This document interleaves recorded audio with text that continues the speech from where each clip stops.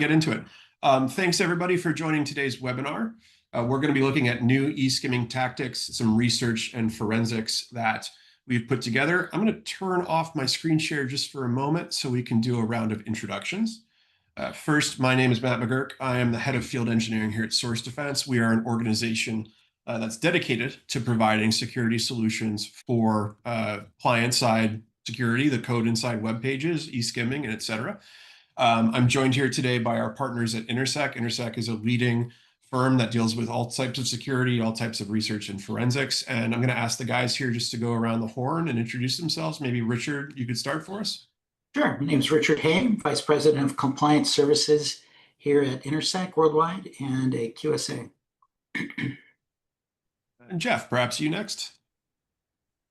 Yeah, Jeff Tutton, co-founder and president of Intersec Worldwide, and been in PCI and cybersecurity specifically 25 years. So, excellent. And last but not least, Bill.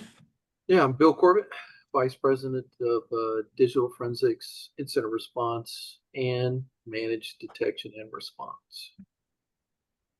Excellent. Thank you guys very much. In terms of format and how we're going to do this today, welcome to the audience. Thank you for joining us. I'm going to go through some slides just to set the stage and do some context on recent attacks in this space and what we've seen over the last maybe year or so.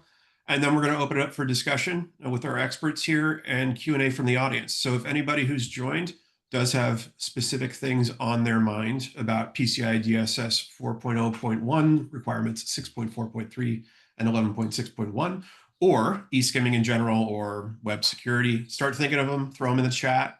We'll take them as they come. And let's hop here into a little bit of new eSkimming information and attacks and things you may have heard of. So I'll start here. It's just a little bit of a timeline because to kind of put us in our place in history. These kind of attacks, the thing that makes these attacks possible, and to reframe it, we're talking about people, attackers, stealing credit cards or other information from inside of web pages as visitors interact with a website. So exploiting a fundamental design flaw, really, in the JavaScript language. There is no notion of security natively in JavaScript. It just wasn't put into the specification when the language was created about 25 years ago, 30 years ago. And as a result, we are kind of suffering from a lot of knock-on effects of that decision. As you see here on the timeline, in the kind of prehistory, so to speak, 2005, 2015, there's a real shift of liability to card not present transactions as those become the primary target of attackers. Just kind of maps very cleanly to the rise of e-commerce in general. 2016, you get the first Mage cart attack. That's a combination of the words Magento and shopping cart. That was kind of the first landmark form of this attack. And then you can see as the timeline goes, we got GDPR fines, we got PCI DSS 4.0 being introduced in draft, including those requirements I mentioned as best practice until April of 2025. We see a significant increase in the complexity of web applications and web pages and the stuff that's integrated to them. And then in 2025, on April 1st, you get those requirements in 4.0 going from best practice to required. So now we are post this being a for real world thing that everybody has to do if they've got credit cards on their website, and et cetera. So that's the context. That's what these attacks are, or how they've evolved over time and are now just kind of I would say, mainstay of attacks on the web and the theft of card numbers. I want to point out a couple of recent attacks that really illustrate both how common this has become and what techniques attackers use.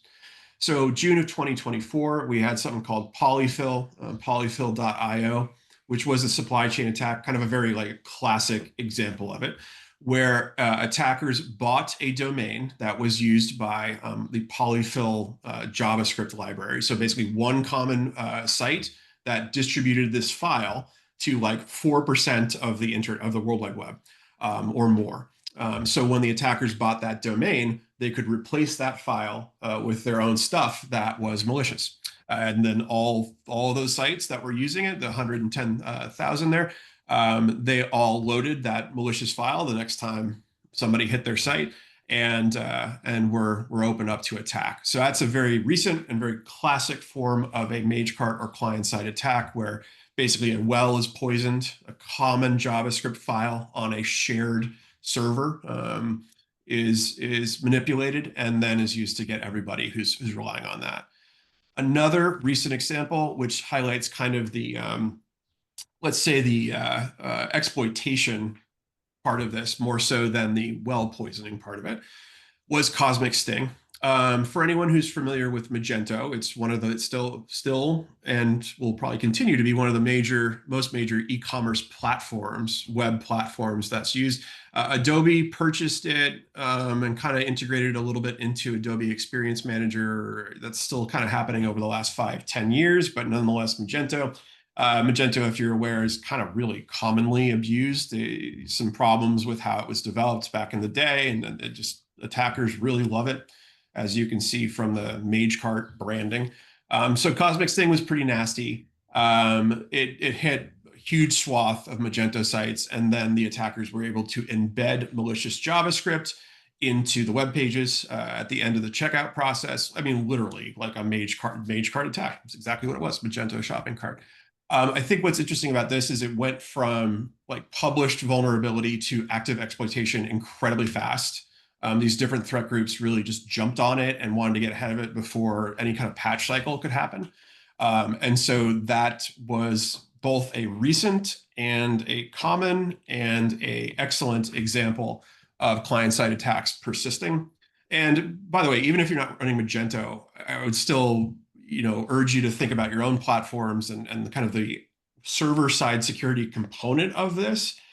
Because it is part of it. I mean, certainly the attacks happen and are really perpetrated inside the web page, but we should all be looking at kind of a holistic web thing as much as possible. The other part of this is, I mean, very recently, large language model, your ChatGPT, your AI introduction into this space.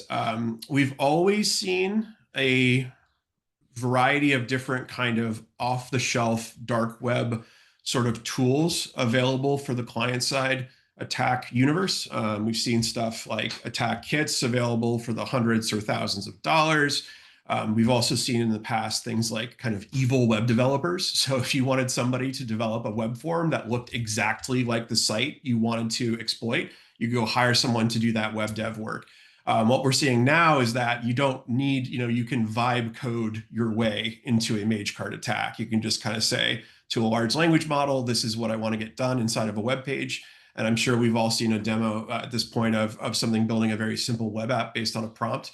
No different for a Magecart attack, because as you folks on the phone are probably aware, this stuff just exploits the normal capabilities of a web page and a web browser. So it's a really good way to do it. And then like everything else, automating away that web developer part of it. So you just say, give me a page that looks exactly like Amazon's checkout, and a large language model will spit that out for you. So the other point here, mapping back to the last one, the acceleration in all of this stuff, the time from identification to exploitation to widespread problem is getting smaller every day, unfortunately. One thing I want to talk about as we transition into our conversation here in specific is kind of how attackers get around iframes in PCI DSS 3.2. The idea of an inline frame and embedded payment form was much more significant in the definition of scope for a payment form, meaning that if a merchant used an embedded frame for a payment form, that would really reduce their scope. Under 4.0, that changed, where the page into which the frame is embedded is in scope as well. And so why kind of the question arises, like, why is that the case? The iframe hasn't changed. The technical way it works hasn't changed, but the requirements now mandate the parent page is working. Why that happened? And the reason is for this thing called a double entry attack, where the malicious script doesn't bother trying to get into the iframe. It simply adds its own to the web page. It just really literally overlays the legitimate payment form, prompts the visitor to enter their card credential, card information, just like normal, and then fails the transaction, right? That iframe can't process that transaction. It's just the attacker stealing it, but that doesn't matter. You just have it fail once and then remove your malicious form and then have the visitor go about their business. That's why it's called a double entry, because you're getting the attacker's getting the visitor to enter once and then moving on. So I want to show a brief example of this. We see this a lot. It's a great way to do this because of both the well, you don't have to do the hard, I think as security professionals, sometimes we're thinking about like the mission impossible way. How do we break into the iframe and get a 0-day to exploit Chrome and do all this other fancy footwork? And it's like, no, just ask for the credit card number. So it's that part. And it's also the transparency of it, in that the visitor doesn't have any idea that it was a problem. They just know that they had to enter their card number twice. And how often do we do that when we interact with the web? I want to show you guys a quick practical example of this. I've kind of set up a demo of a double entry attack. And what I'm going to do here is work with the New York Times website. If you folks have been on our presentations before, you may have seen this one. So I apologize for the repeat if you have. And I want to underscore, I haven't done anything to the New York Times. I've manipulated the network traffic to my computer to inject a supply chain attack. But you're not watching a felony happen, is what I'm trying to say here. So what we're going to do here is go into the login process of the Times website. As you can see here, my demonstration eSkimming attack has popped up. In reality, of course, these things don't have a black and green terminal window, but this is so we folks on the phone, et cetera, have something to look at today. So I'll split my screen here. On the right side, we've got the attack doing its thing, and on the left, we've got me as a visitor to the Times. So here's this thing you're seeing on the screen right now is the legitimate Times login email address prompt. As I type into it, the attack has no problem grabbing the contents of my form field. What's going to happen here when I click this continue button is the double entry part of this. So I click continue, and the page changes, and this form gets added. So this is not the New York Times normal behavior. This is something that my attack has added to the page to get the visitor to enter stuff I want them to enter. So in this case, we're using the login part of this just because it's a little easier to demo than going through a purchase. But the concept is the same, that the attacker can replace whatever they want on the web page and through kind of social engineering, effectively, get the visitor to enter card numbers or do whatever else. And when I click proceed here, you're going to see that the overall process fails because I don't want to actually log into the Times during my demos, but it's the same concept. So the first attempt to do something fails and then gets redirected to a legitimate form to continue on the user workflow. So that's really the heart of a double entry attack, just adding a form to the page that looks convincing to the visitor. And that's a lot of the reason why, one, the requirements were broadened. And then two, I think it's important to underscore the idea that although PCI DSS is hyper fixated on the payment pages, this can happen on any part of any of these websites. There's no reason that that can't happen here on this first page that I mentioned, or any other page on this website, because the attacker can manipulate this to look and act like they want to. So, it's important that anyone who's trying to solve this problem considers the whole site as an attack surface or a potential landscape for exploitation. You got to get the payment pages because of compliance, but if you want to actually solve the problem, the entire site is certainly part of the issue. So I'm going to, so I have a question already I'll try to handle. When we're demonstrating the skimming on the New York Times, does the Facebook login plugin stop those skimming attacks since you're not typing anything? Great question. So the idea is like, that's basically the same thing as an embedded iframe. Those that kind of using a service like Facebook Connect or something else to handle that part of the web application. It's the same thing as a payment form. You're embedding another form in the page. No, it won't stop those attacks because this form exists outside of that. And keep in mind, this form isn't trying to do anything except for take my information. It's not trying to log me into Facebook. It's not trying to continue the business of the web app. It's just trying to steal my stuff and then go back to the normal thing. So simply having something like Facebook or another like identity provider or something won't fix this. because the attacker will just work around it. But it's an excellent question.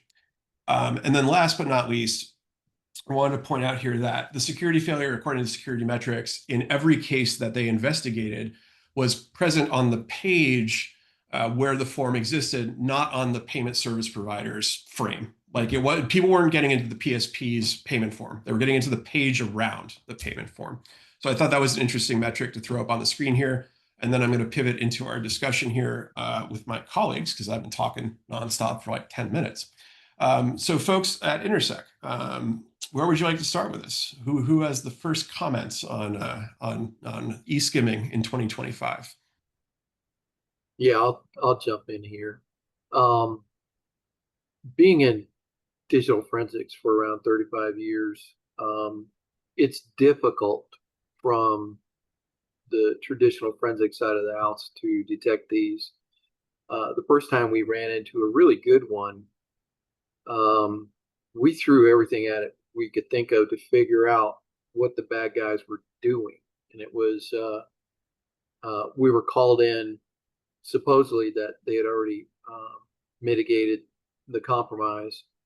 And then as we got into it, we figured out the bad guy was still active, but we couldn't figure out the details of the attack. And anytime I'm engaged in something like that, I can't figure it out. I pick up the phone and I bring in people that are much smarter than me to kind of work through it. We engaged a couple of different entities on the project. They couldn't figure it out. We even went as far as getting the web front end source from the client and running it through a code checker just to double check ourselves. Now, all the forensic indications were pointing back to the front end, but it's a typical event where you're working as hard as you can, but there's certain things in place that should be in place that aren't, like historical logging wasn't in place. And even though you're increasing logging, you're only getting a very small fraction of what's actually occurring in your logs. You're not seeing the full picture. And even with forensic dead box analysis, I was really mystified why we couldn't find what was doing it. And I mean, post activity analysis, after we figured it out, there's actually research that's been done and published. It's peer reviewed, that I found that outlines the whole thing. It's difficult, if not impossible to find. The exploit we dealt with initially, now we pretty much know what to look for. It was just one line of Java code. That was it. And it came in through a cross-site scripting exploit. And, you know, when you're dealing with iframes, everybody assumes in the payment industry, it's secure. I'm here to tell you the iframe itself is secure, but the bad guys can still get your information real time, just like Matt demonstrated. I mean, that's exactly what the bad guys were seeing on their end. As he was typing it in, they were getting it uploaded to their system through a secure connection. So it's important to understand that even though you build an environment, you think you got security in depth, the bad guys make money for a reason. They figure this stuff out, and it's difficult to detect with current security applications that are out there. And unless you're dealing with an experienced forensic examiner, it's even it gets frustrating to detect it and drill down what's going on. Yeah, no, I would just add to that as well that you know, we've seen a number of cases where other forensics experts and analysis have been completed on other breaches with the same company, and they've come to us. It's either, you know, second or, you know, they've now third time, you know, that they've been experienced a compromise, and the previous analysis wasn't able to determine that there was anything that was wrong. They had no findings. And so if it if it encompasses an e-commerce or website, automatically ask them, did the previous examiner even talk about eSkimming? Did they do any analysis of eSkimming at all? And a lot of times the answer is absolutely not. And so I know that's the first place we start. Because about 80%, at least the PFI cases, and that's PFI is the PCI, Payment Card Industry Forensics Investigators, which we are. About 80% of those cases in the last few years have involved this type of attack and this type of scenario. So, and that kind of matches up with the Verizon report with, I think we're in line with everybody, kind of our peers in this industry. So, and many of these taxes as well, like Bill was saying, we find that, hey, there's a cross-site scripting vulnerability. Maybe we've detected it. In a lot of cases, Microsoft, they're using, say, Microsoft IAS, and there's no published information about it. And in some cases, one particular that I can think of, the compromise happened in March.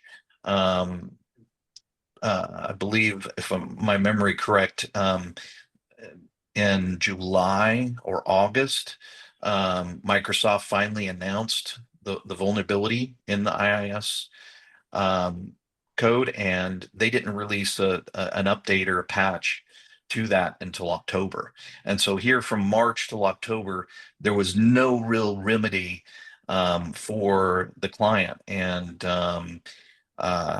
so we had to switch them over to another platform so that they could get kind of take away those potential vulnerabilities and exploits. So just be aware that this is very common. If you've had one breach and you haven't discovered and you haven't locked this down, you're going to have likely another one. And I've seen this again and again. So but maybe we can have Rich talk a little bit about from the compliance perspective. Sure. So, unfortunately, the council in April, or right before April, I think in March, announced that they were removing controls 643 and 1161 from the SAQA, which primarily covers outsourced e-commerce sites or sites that are using iframes. The reason for this is a little unclear. I think the biggest pushback came from large development houses or certain shopping cart providers that just had hundreds of thousands of merchants that they didn't think were going to be able to comply. Part of that was, a bunch of us got together to write guidance, which ended up being published in April on how to meet these controls. And that turned into a 30-page document. I think the overall feeling was that the average merchant wouldn't be able to understand what the guidance was and wouldn't be able to comply with it. And so what they did is they removed the control from the SAQ, but the reality is it's still there. They actually shifted it over to what's called the eligibility criteria for the SAQA as a merchant. So in order to use an SAQA, there's about 6 things you have to check off saying, yes, I qualify, I don't store data, I'm using a third-party provider, everything's outsourced. And the new one is that your website is not susceptible to JavaScript-based attacks, which is unfortunate because it's just created a lot of confusion in the industry.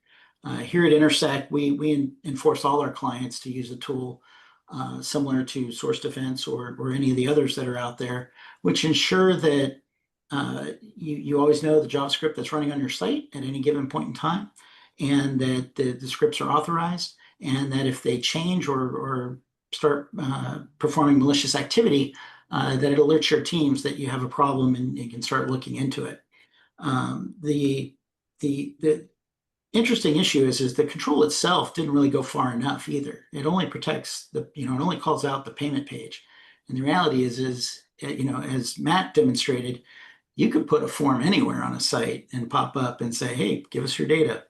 And it's really relying on the user to either realize there's a problem, which is harder and harder to do, and or having these controls in place to alert your teams that someone's either manipulating your site or your infrastructure, or possibly manipulating a fourth party that you're using, and they're just tagging along with that service provider's infrastructure. So, um, our best advice is ensure you have a tool such as this. It might cost money, but the reality is that if you have a compromise, even as a merchant, if you've got an iframe on your website that you're managing or have outsourced it, you're still on the hook. When the fines come from the card brands, if they come, they go to your acquirer and then they come to you. So it's at the end of the day, you're really not saving anything. Not only that, but you're damaging your customer experience. I think that's really well said. And I want to just drill in on that SAQA item, because that's something when I'm speaking to people out in the world, there's a lot of confusion, like you said. So Richard, can I ask you to, so it's not, what I've heard is that, 643 and 1161 have been removed as a requirement. Is that a true thing to say? Or, I mean, they have that confused? What they've done is they've removed it, but then there's a checkbox saying that you need to attest that you are eligible for an SAQA and that your site is not susceptible to these types of attacks. The average merchant isn't going to be able to do that. We as a QSA will never do that because you're not protected unless you have a tool such as Source Defense or some of these others. So, and what happens is if you check that box and you fill out an SAQA and said, hey, I've got an iframe, we're good. And then you have a compromise, the acquirer or the card brand will show up when they're doing a forensic investigation and they say, well, you filled this out incorrectly. You are not eligible. You are clearly susceptible to these attacks because that's what was used. So here's your fine, right? And you're responsible for the loss. And if you start losing CVV numbers, the sensitive authentication data, those fines go up exponentially rather quickly. And we've seen cases where they've put businesses out of business just because they can't afford the fines. I think it's that eligibility part, because the requirements are obviously still in DSS. It's that who can fill out the SAQA. They added some stuff too, but like you said, it says either you're not susceptible or you can prove that something else is in place to make you not susceptible, which kind of nets out to almost the same thing in my mind. They added a lot of confusion there for you still have to solve the problem, in my opinion. That's correct. That's correct. And it does net out the same. And I always recommend you consult a QSA. The definition of an SAQ is a self-attestation questionnaire, which means you can do it yourself. But with this particular, technology and control, I think it's difficult. It's going to be really difficult for many merchants to do on their own. They just check it and say, here you go. And unfortunately, they won't have any assurance or insurance if there's a problem. I think that's very well said. I want to pivot. There's a question in the chat, and it also lines up to something I wanted to address about sub-resource integrity and content security policy. And those are called out in I believe it's like guidance for 643 and 1161 as potential ways to address this. Just to frame it for anybody who's not familiar with those acronyms, it's content security policy and sub-resource integrity. They're a way to whitelist and blacklist scripts, and then to kind of rely on file hashing to verify that the files are known good at the time of execution. I have opinions on these, but I'm curious, maybe Bill or anybody else, about how effective those are to stop these attacks. If you've seen them in the wild, any kind of comment on CSP and SRI? Hit and miss, to be honest with you. A lot of what we run into when we're on an active compromise or post-compromise event is, I always tell people it depends on your organization, what's going on between your web developers, your back-end people, and your security teams. And the security teams catch it in the teeth every time. It's, you're supposed to know. You're supposed to be able to block this. Why didn't we know about this? Well, you kind of threw up your hands. You're like, I don't know what the web team's doing. I don't know what the database guys are doing. So a lot of it comes down to communication, but also too, it's tough. It's it's tough because when we get engaged, my teams are typically directly engaged with on-site security teams, so we hear their feedback, and then they're scrambling, of course, because they're on the skillet. So when they do their post breach, we're not necessarily part of their post mortem because we're on our side of the post mortem doing the reports, the interfaces, working with legal teams, stuff like that. And it's it's a unique model. Of all the compromises we do, these are the ones that really concern us because it's not really complex. When you think about it, it's really easy, but it's tough to find. And when you're dealing with, like you had the New York Times, and you said it yourself, I can put this anywhere, pretty much put it anywhere. They can upload it into a, New York Times says advertisers, click this link, buy a t-shirt, boom, there it is right there. Oh, I got it off the New York Times site. No, really you didn't, so it's running these things down and trying to figure out where the point of entry is. And then how did it get there in the first place? I mean, you could look at anything from side loading to chain loading to all kinds of really, I think they're really cool, but really cool ways to get it in there.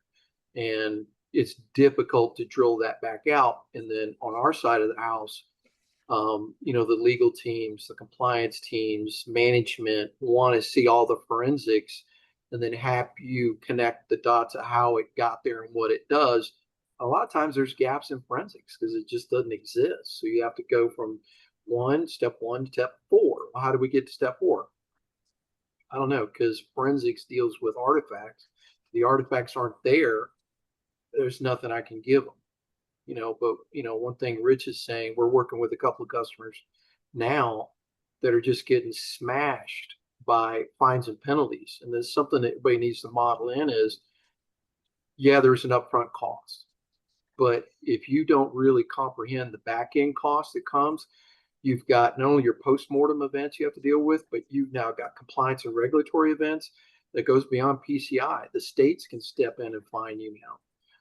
Federal government can step in and fine you now. So there's a lot to write into this ROI model.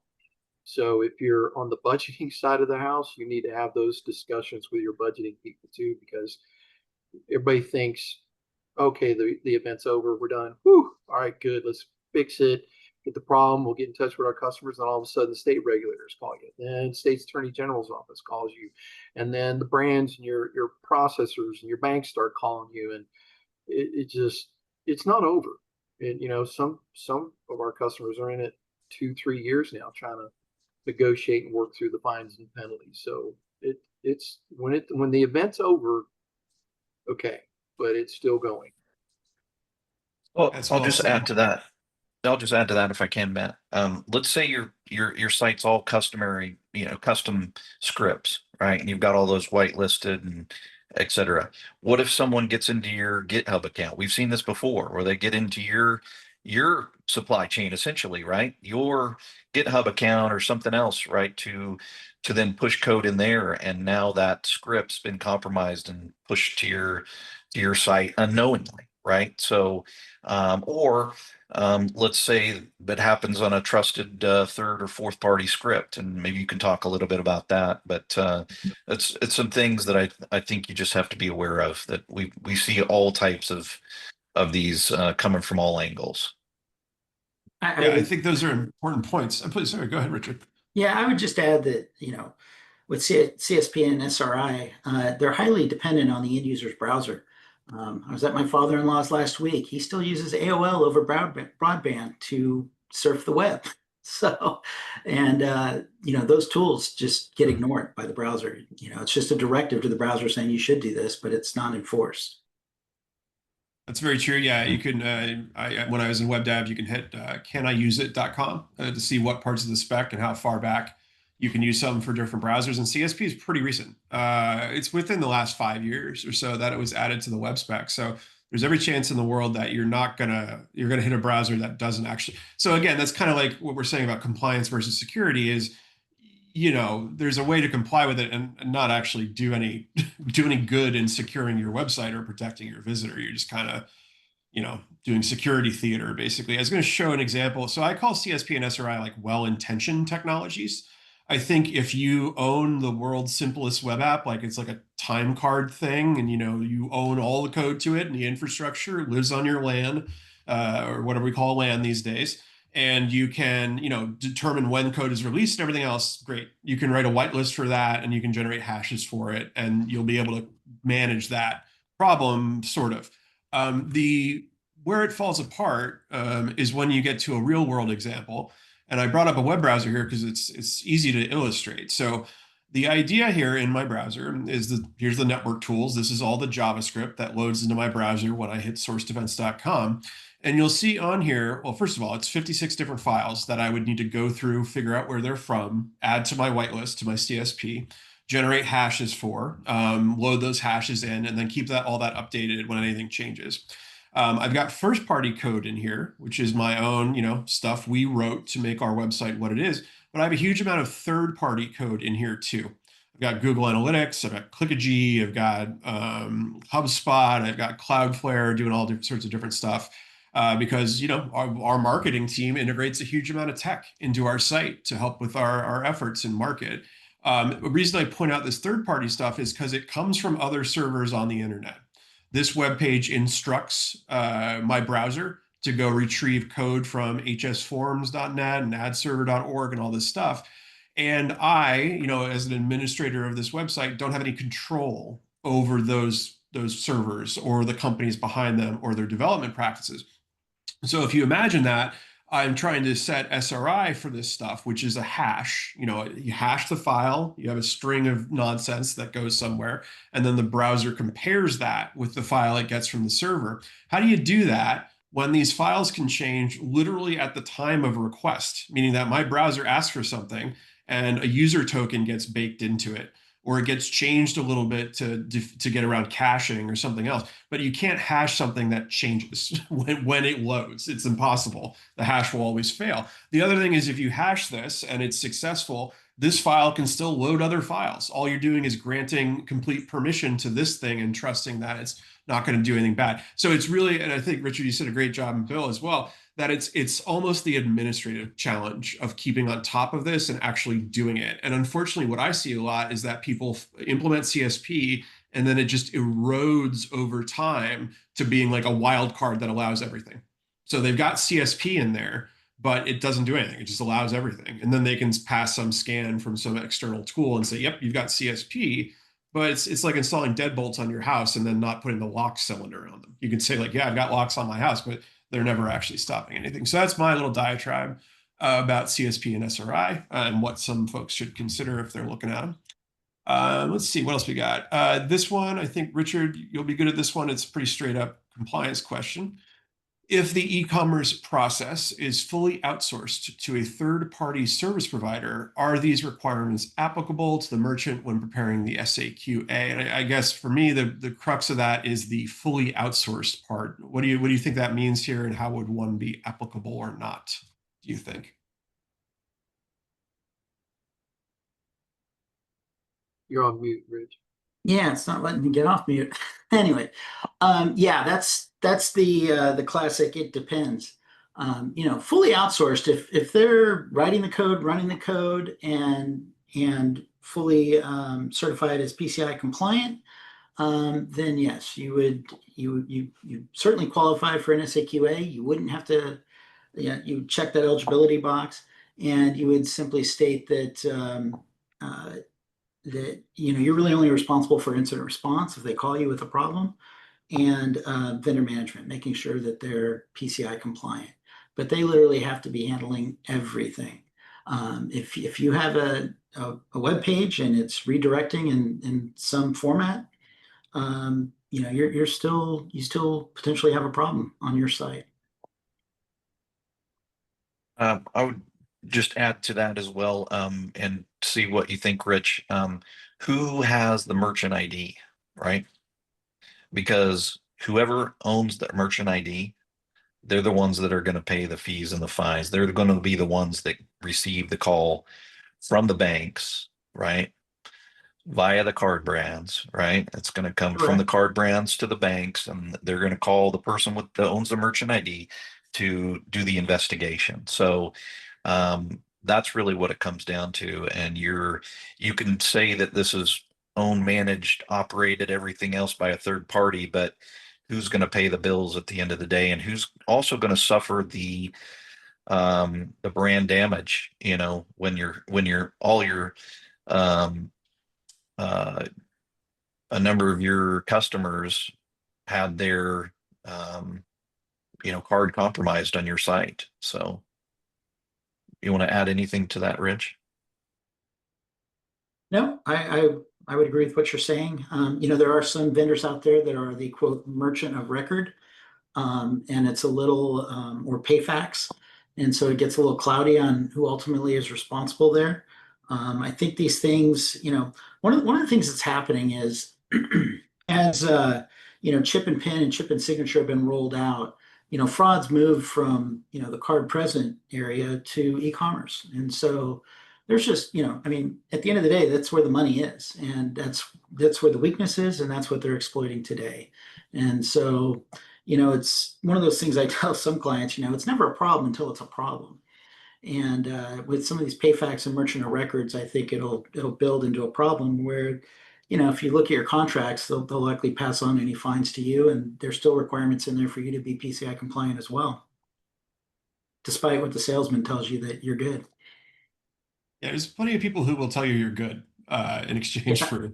Yeah. Yeah, I think when I explain this to people, it's like if your e-commerce setup is you like log into a thing and you configure your products and you say tell it where the money goes, yeah, that platform probably owns the responsibility. However, if you got a website, you're integrating stuff, somebody's giving you code, you're pasting it somewhere, etc. Unless you're in that literal I configure a storefront thing, I think, in my opinion, you have to look at your scope, and I think most people are going to find that they are in scope. I want to talk briefly because I did see it come through the chat about that other kind of knock-on effect, which is that we talk about the eSkimming and like the immense damage that it'll do to just the immense damage it'll do in terms of this. But I think it's important to point out the degradation in functionality and the impact it has to like operations. So I know that's kind of a weird thing, but when you solve for this problem, you should hopefully also be solving for the attacker just screwing up your website, right? Because they're not trying to write elegant code that works well with your front end or work really silently or something like that. They're just trying to get credit card numbers. So their code can be total crap. It can interrupt the otherwise how your site's working. It can slow it down. It can do all that stuff. So, I guess maybe that's just like a public service announcement, but like if you're feeling bad about I have to pay money to solve this checkboxing exercise or something, I've been talking to the merchants out there. Oh man, here's a new thing I have to do because they told me to. I do think there's actual substantive benefit in locking this down because you're going to have, I mean, I assume a lot of the merchants out there are thinking almost exclusively about conversion and transaction rates and how can we get it from 32.3% to 32.4%. And this is something that can knock it down to 20%, 10%. So just to throw that in the mix, that it's not just kind of a security problem, it's also an operations problem. Here's a softball, maybe for Rich. When do merchants need to be compliant by? Technically, it started April 1st of this year, but the reality is these compromises have been going on for 4 years, and this should have been put in 4 or 5 years ago, and it wasn't. But the technology's here now, and I recommend you do it as soon as possible. Yeah, I think that's the only answer. Yeah, it's that we're past the no longer best practice. It is a requirement. So act accordingly. A follow-up on the SRI thing. If SRI is implemented, the site is technically compliant, but maybe not secure, or is it still not even compliant? I'm not a QSA, but I'll do the QSA thing. It depends. I would direct you to the e-commerce guidance document, and I'll provide a link to that in the chat. But it does a good job of laying out the different technologies and kind of how they fit into, maybe I'll just grab it on the screen here, but it has a good explanation of like CSP and SRI, they can be used to make sure only an authorized script can execute, right? But they can't do an inventory for you. They can't write a justification for you.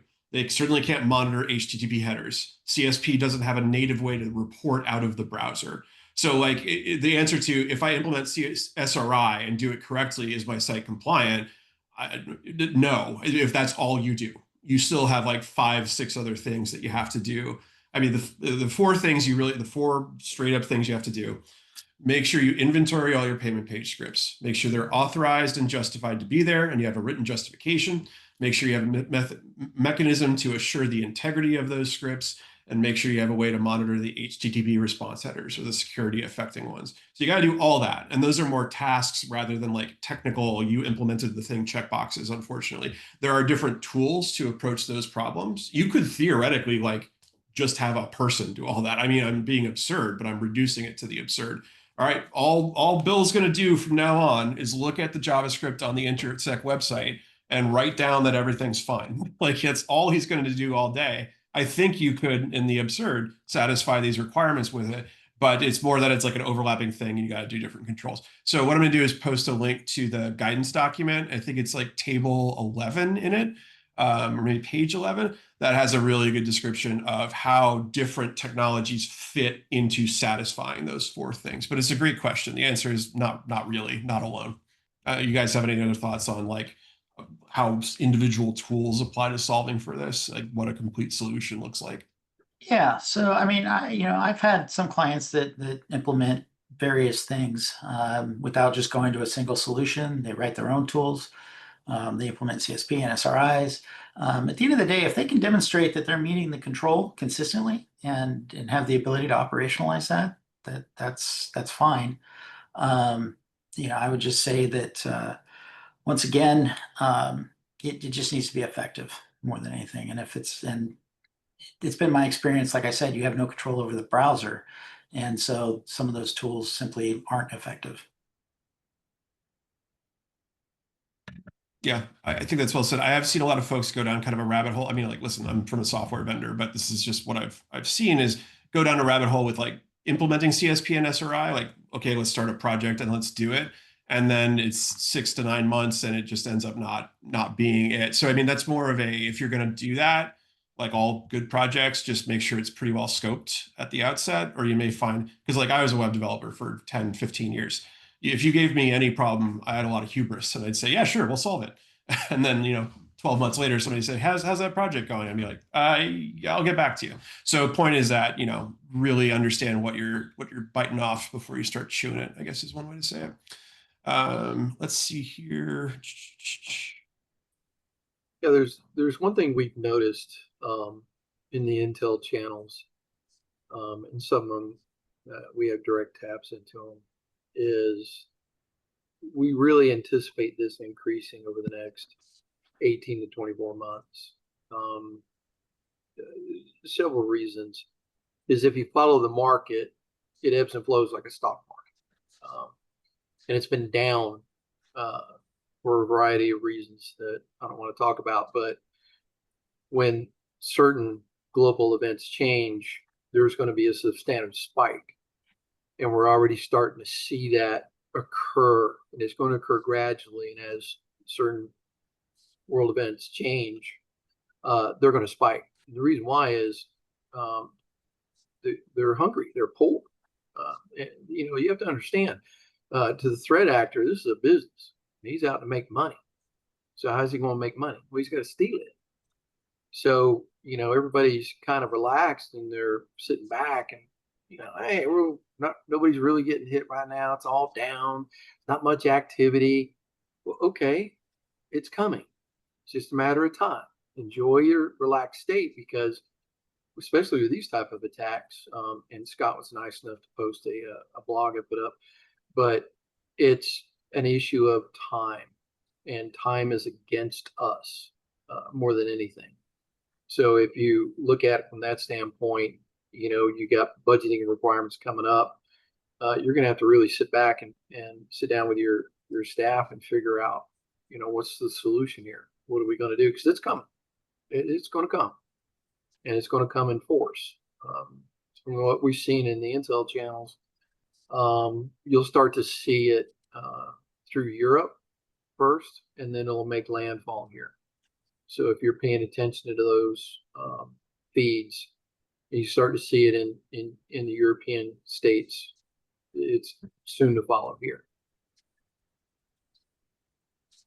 Which you are, I don't know if you're following Marks and Spencer's, a big retail, and they do a number of other things over in especially in Britain, right? And they're getting hammered hard. I think it was they were estimating $1.4 billion financial hit, is what they're saying at this point. So yeah, like Bill's saying,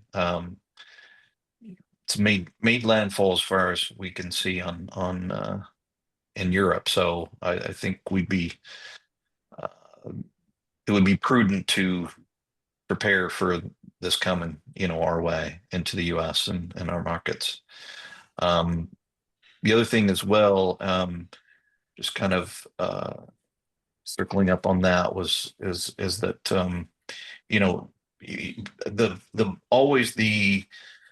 there's the build versus buy model and analysis that one has to do, right? And the cost of the solution, they've made it affordable for and scalable based on your size and page views, which is great. There's a lot of solutions out there that don't scale and don't offer this capability to smaller merchants and smaller companies. And so that is critical. And the buy model is usually always the most expensive. So you have to really complete that analysis to see, do I build it, do I buy it, and what's the cost of both? Yeah, I think that's well said. And I'm curious, guys, because you've seen this in response to incidents. You've also seen it in response to, I'm saying, getting a solution up and running. You've seen it in response to meeting compliance goals. What's the timeline you see for like DIY? Like, how long does it take someone to, you say to them, you got to have this requirement in place? And what do you see in terms of project length, either for, them building something versus buying something? I guess is the question. How long does it take folks to get into compliance? The one example I've seen, it took them about 2 to 3 months, and I'll let you know how it turns out. I still haven't seen it fully implemented yet. And that was a build it kind of solution rather than something off the shelf. Yeah, and in their case, they literally had a very isolated payment page. It was kind of a one customer type thing that was locked down. So they're, all in all, it was fairly easy. It's first party scripts only, no advertising or anything like that on there or tracking. So it didn't seem like it'd be that difficult for them to do that. And then 3 months go by. Yeah. I mean, Bill, that thing we worked on that you talked about at the beginning of the call, or that forensic response, was kind of the opposite, right?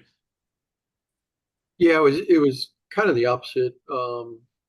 We had good relationship in working that event with both the victimized client and their hosting provider, and we went as far as we went as far as deploying a heavyweight forensic agent on the endpoint to kind of map, because initially we thought it's got to be in memory, and there's only one out there that'll do a live analytics on memory and map it back to drive. So we deployed it. Still, we were coming up empty, and it was to the point where I was manually going through, files and looking at files manually on live servers, trying to figure out what the world's going on. And then through the process, I'm getting closer and closer to the front end, and I just hit a dead end. It was, I've got super smart people on the phone. I've got, pen testers on the phone trying to set up proxies to see where traffic's moving. Nothing's hitting. I'm not kidding you, man. On this one event, we threw everything, including the kitchen sink, at it.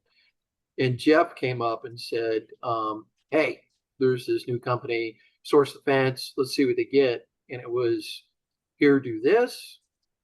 So I've been in this industry long enough. This is my go-to is if it's not quick, easy, and simple. If I can't right click, left click, I don't want it because IR teams nowadays move fast. And if we can't move fast, it kills me in the market. So, Matt come on board. It's like, yeah, no problem, Bill, do this. And I'm thinking it can't be that easy. Jeff's going, yeah, it's that easy. And I'm like, I got nothing left. We threw the kitchen sink at it. I got very smart dudes on the phone. We're pulling our hair out. They're pulling their hair out. The customer's screaming. And I'm going, well, the customer wasn't screaming. That's being impolite, but they were very polite with us because they understood the struggle, and then I got their legal team on the phone wanting answers. I can't give their legal team answers. Matt's like, yo, dude, just do this. Boom. And then Matt's like, boom, there it is right there. And I'm thinking, I'm not kidding you. It was less than 3 minutes. And I'm sitting there and I went, what's going on? He goes, oh, here, Bill, here's the entry. Here's this. Cut, paste, put it over. Here's the whole script. Analyze it. Sure enough. I'm not embellishing. I mean, I'm part Irish, so I'm prone to hyperbole, but it was less than 3 minutes. And here it is. They're all right there. Got any more questions? Call me. I'm like, what? Don't go away. I got to talk to you on the phone first. But yeah, I was interesting because I'd been doing this for 5 years at that point, and so that was another Tuesday for me. And I remember the vibes in the room were kind of intense. And I was like, no, here's the thing. I think we'll walk you through it.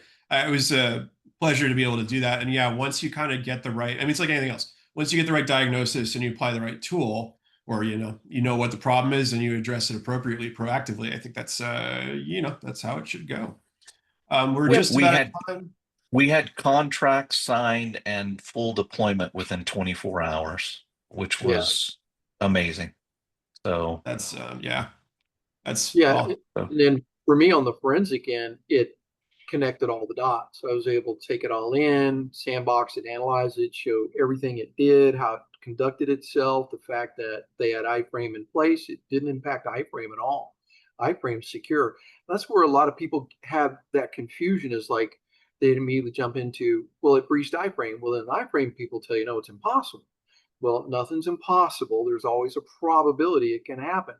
But when you get into it and you figure out what it does, they don't need to mess with iframe. They just let iframe alone. iframe works. They don't even want to touch it or mess with it. Instead, it just offloads all the information their direction. So as the customers in their browser, and this a lot of times they refer to it as a client-side attack, they're just in their browser. They think it's secure. They look up their HTTPS. Yep, no problem. Certificates are good. They're just typing away, buying product. Here into this, move this to my shopping cart. Here's my credit card number. Boom, swish, bang, got it out the door. Meanwhile, the bad guys sit back there going, yeah, baby, keep buying, buy more. More customers. And you don't see it because they refer to it, they being, the powers to be, refer to it as a client-side attack. Well, it's on your system. And that's where Rich was saying is, the card brands and the banks, they don't care, man. They're going to get you. And then state attorney general calls you and it's a mess. Well, and that's a mess that is preventable. It's good that in a way, nobody likes compliance really, but it's good in a way that no one likes new rules, I should say. It's good that we're getting prompted to solve this problem. We're right at time. I want to say thank you to Intersec. You guys are experts, and we're super grateful to have you as partners. I would encourage everyone to hit up intersecworldwide.com. You can book a call with them, get any of your problems resolved. It would be good if nobody ever needed a PCFI, but if you do need one, I think Intersec are some of the best ones I've ever seen. If you want to see more from Source Defense, you can get a free instance, free setup of our solution. No effort on your part and no obligation. SourceDefense.com/free PCI. It's been a pleasure to speak with everybody in the audience today. We hope it was useful. And thank you so much for your time. We'll see you next time. Thanks, guys.